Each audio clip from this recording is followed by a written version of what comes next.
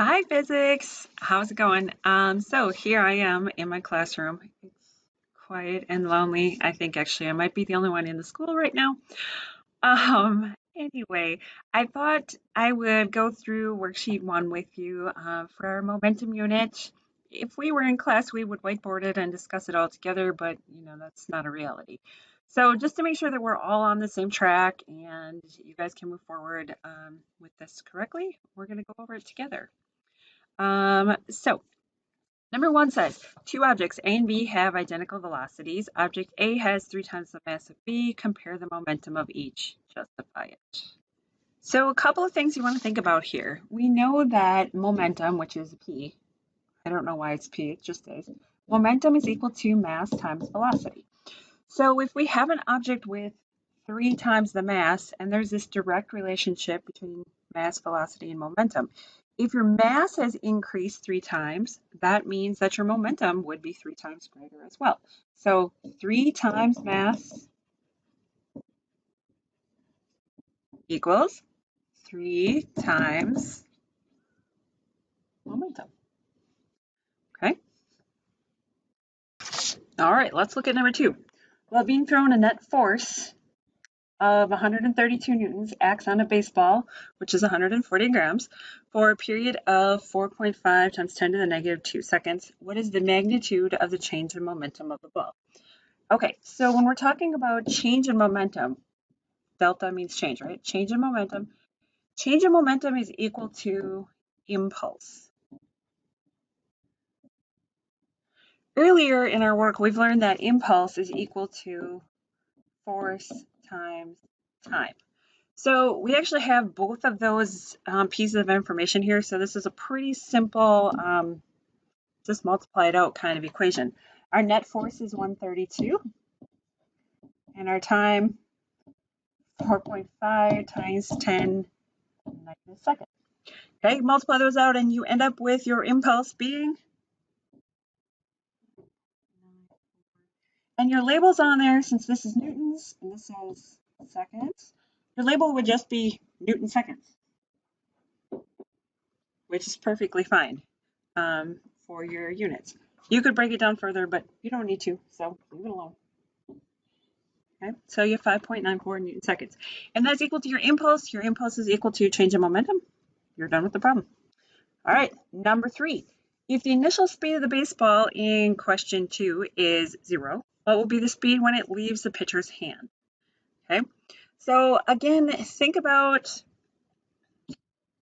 change in momentum equals mass times change in velocity. Okay, so a change in velocity is going to be equal to final minus initial. Okay, your change in momentum, like we said up here, change in momentum equals impulse, right?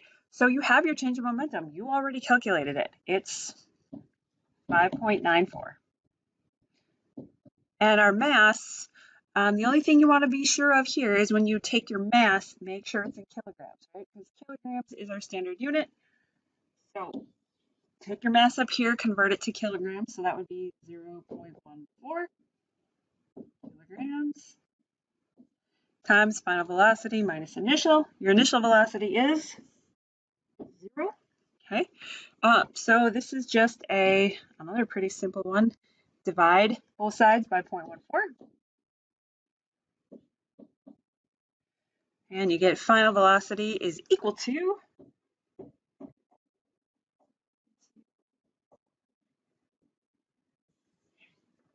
42.4 meters per second. Okay. Alrighty. Number 4. When the batter hits the ball, a net force of 1,320 newtons, opposite to the direction of the ball's initial motion, acts on the ball for 9 times 10 to the negative 3rd seconds during the hit. What is the change in momentum of the ball? Okay. All right, so first of all, since we're trying to find change in momentum, remember that change in momentum is equal to impulse. And an impulse is equal to force times time, right? So we know the force is 1320, and we know the time, somewhere, 9 times 10 to the negative third seconds. This was newtons, okay? So multiply those out and you get your impulse.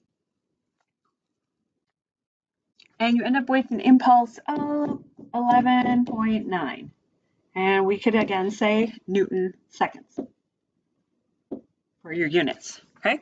That answers the first part of the question. What is the change in momentum of the ball? So its change is going to be 11.9. It was 0 initially, and then it was thrown and it had a certain momentum, and then when it was hit by the bat, it has a different momentum, or it changes by this much. Okay, so for the next part, what is the final velocity of the ball?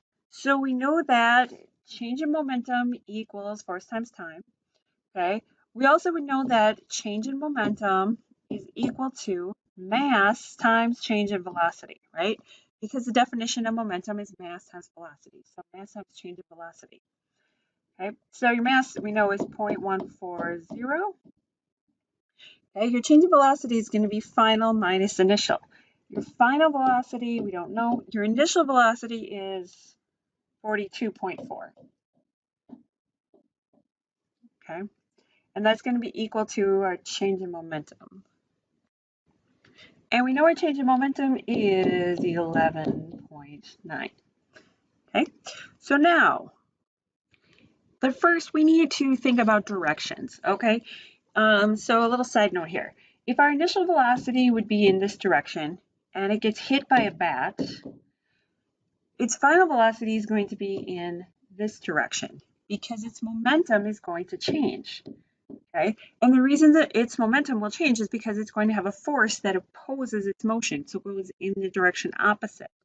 So actually what we need to do here is we would say that our momentum is going to be negative 11.9 because it's going to oppose the motion it was going before.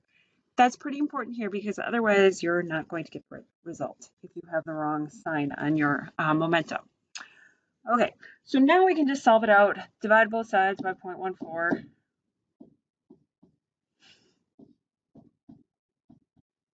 Okay. So you end up with VF minus 42.4 equal to negative 85. Remember that negative sign came from right here, right? From that negative change in momentum because you're opposing the motion, right? And then you're going to just add 42.4 to both sides.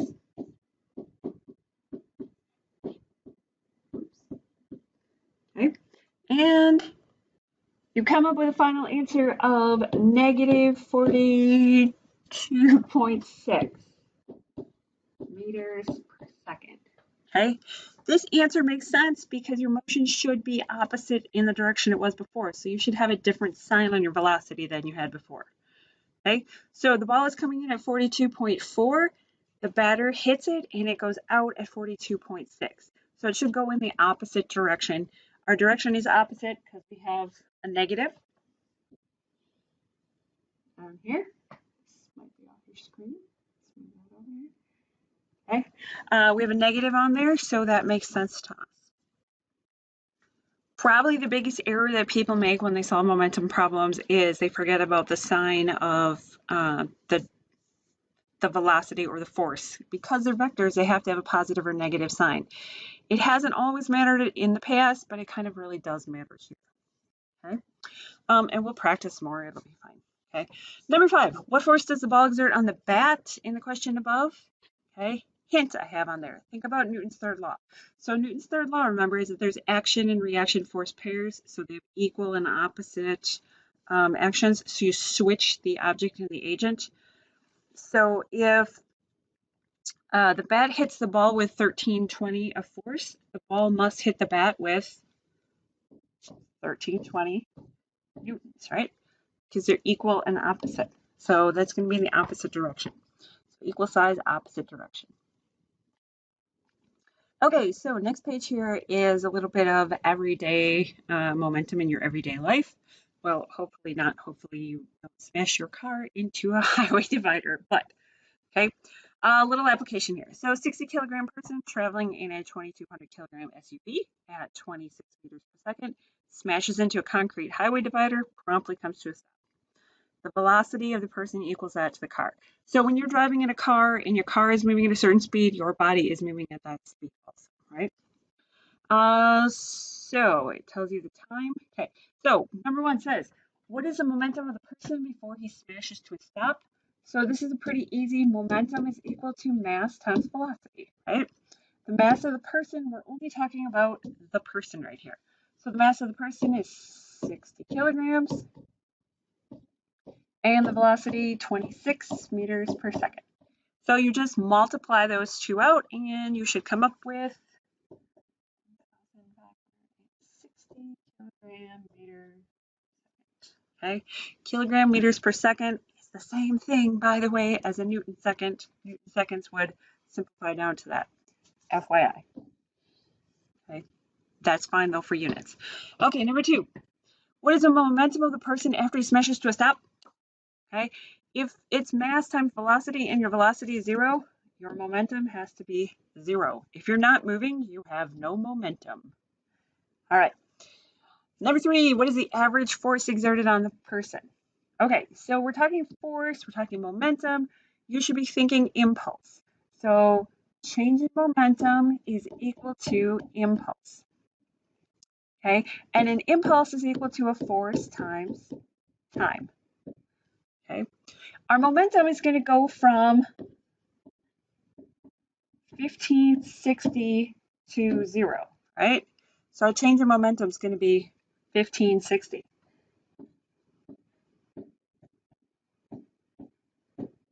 Okay, force we don't know.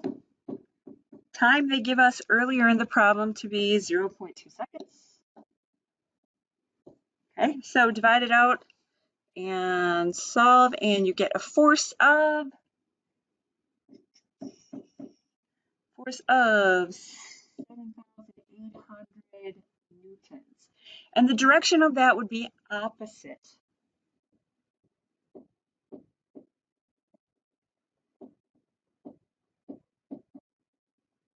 Okay, in the direction opposite to the motion. So you could either label it as negative 7,800, or you could just say 7,800 newtons, opposite direction to the motion. Okay, number 4, some people think they can stop themselves from rushing forward by putting their hands out on the dashboard. Not a good plan. Convert this force into pounds. All right. By the way, if you're flying forward with 7,800 newtons of force, okay, and there are 4.45 newtons for every 1 US English pound, okay, you're going to hit the dashboard with 1,752 pounds of force, as in shattered bones. Not good.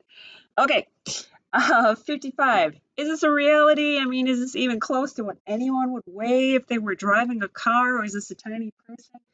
Well, 60 kilograms, we convert that over, there's 2.2 pounds in a kilogram.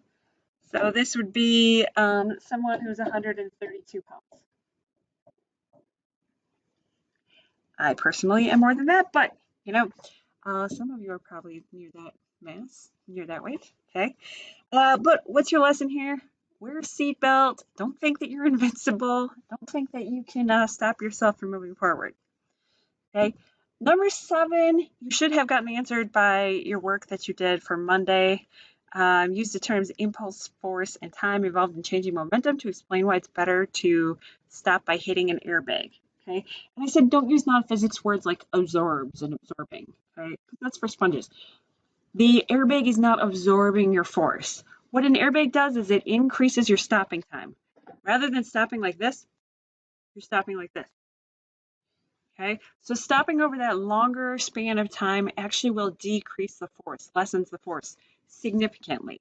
And you should learn about that in the reading, like I said, that you did on Monday, and the rest of the work that we're going to be doing this week. Okay, I hope that was good for you. If you have questions, please let me know. Good luck on your quiz.